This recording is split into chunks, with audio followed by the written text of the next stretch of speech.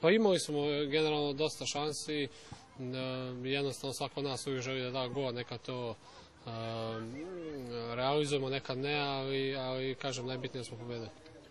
Da, sigurno da nemamo teren na kome treniramo, što otežava sve ovo, ali mora da treniramo na ovom veštaku i nemamo drugi izbor.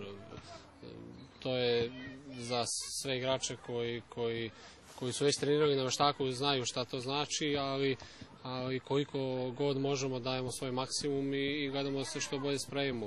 U ovom momentu sigurno da nismo sveži i po meni ne treba da budemo, ja treniramo po 2 puta dnevno i dosta igrača se žali na teške noge, što je i normalno i sigurno da ovo nije naše pravo izdanje, nego jednostavno spremamo se za prvenstvo i to je ono što je bitno za nas sve ovdje.